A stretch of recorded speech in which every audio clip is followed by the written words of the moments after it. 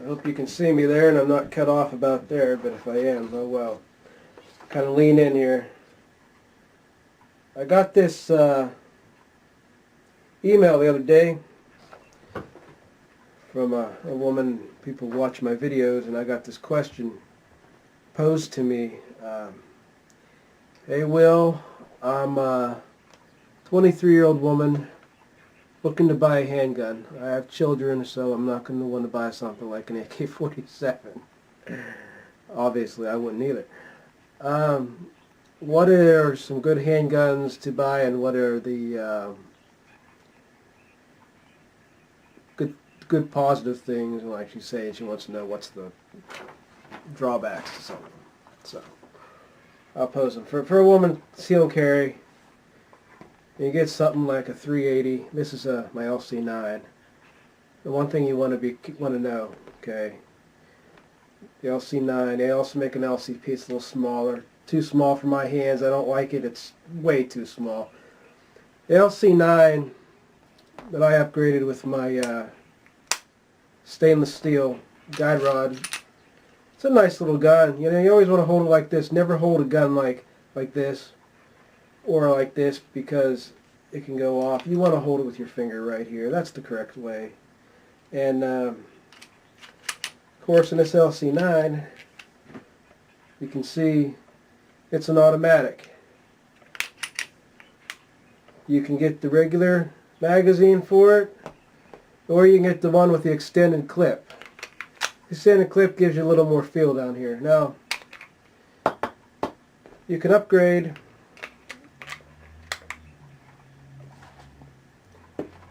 to something a little bigger like this. That would be conceal and carry. This here wouldn't be so much conceal and carry, nor would this. Okay. These are my 245s. This is a Ruger P97DC. You'll find these in the used gun rack. This you'll find new. This is a service pistol type used in World War II. They're both about the same. This is a little longer, a little bulkier. Now, they don't make the the P97 anymore. It was made for a larger round than the 45 auto, but they never went any further than that. So they're basically similar. The major difference is solid steel in the 1911, heavier gun. They both have the guide rod, the slide. This has a manual safety right here. It has this safety, the beaver tail. This is a really fine weapon. This does not. When you rack the slide on this, you pop it down, you got this decocker here. And what that does, on the decocker, a lot of your police, this is actually owned by a police officer, this gun here was. When you pull this down, the firing pin moves out of the way and it will not fire. It goes from double action to single action. You get that longer trigger pull, whereas when the hammer's back, it's just a slight little pull. So a decocker is something you might want to think about. Now, do you want to go from something with a manual safety, like this, or something like this? The difference between this is about a $300 gun. This is about a $1,000 gun. Big difference. The other big difference is the construction of it.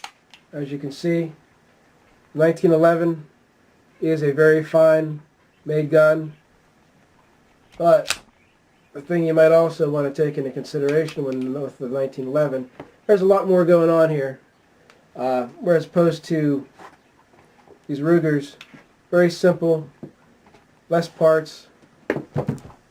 This I can tear down in a matter of seconds. This is a very easy gun to take down.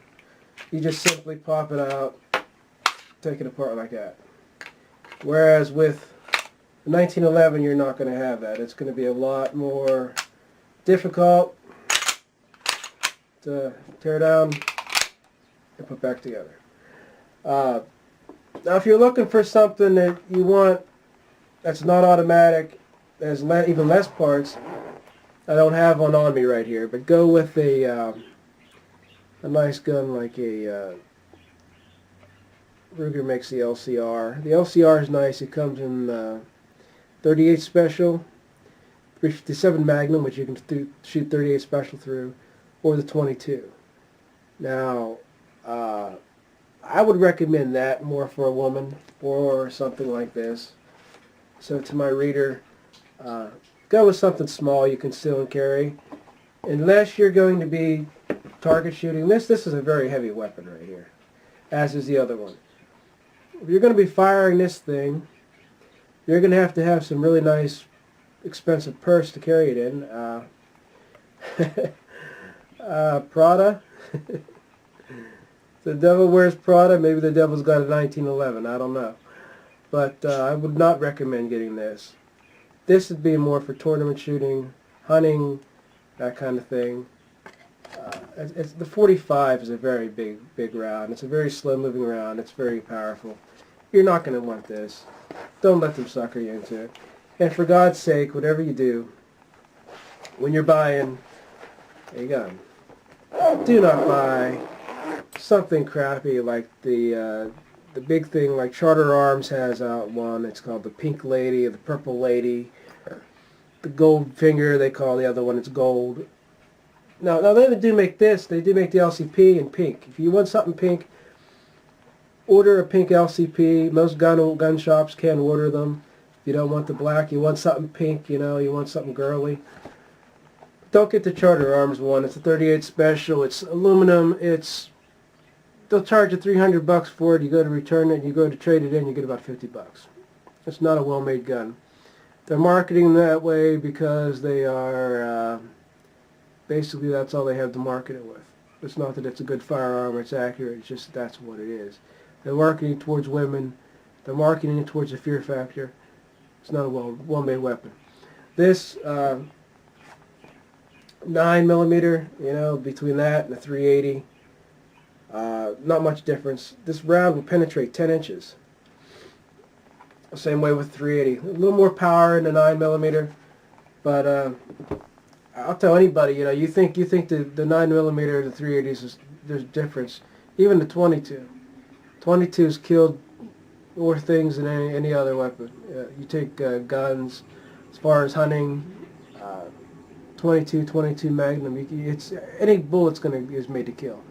That's the thing you got to consider too when you're buying a weapon. Do you really want to buy something that is going to be used to kill?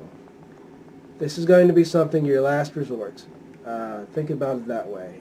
You don't want to go flashing it around like if you feel afraid. A gun is a weapon to kill. It's not like something like a knife where you can cut an apple with it or peel a potato with it. Or this is whatever you're pointing this at, you're going to destroy. And that's another big thing. When you buy a gun, whether it's loaded, you do the safety check or not. You never point it at something.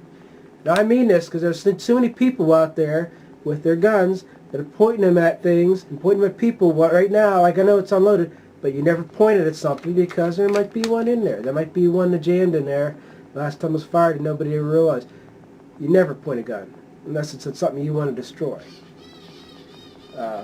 Take firearms realistically. Take a couple safety classes. Take a couple classes on how to use them first if you don't know. Not judging you on it. That's man or woman. That's not just anybody. That's not just me saying, hey, some girl wants to go get a gun and keep it in her purse. It's any guy, too. I don't care if you're a 350-pound man and you buy a gun, you better damn sure have the safety class on it. Know how your gun operates. Don't just take the damn thing out and when someone, the case of your life is depending on that you never fired it before. Know how to fire the damn gun. So I'd go with something smaller if I were you. And I thank you for your email, and I hope it answers some of your questions for you.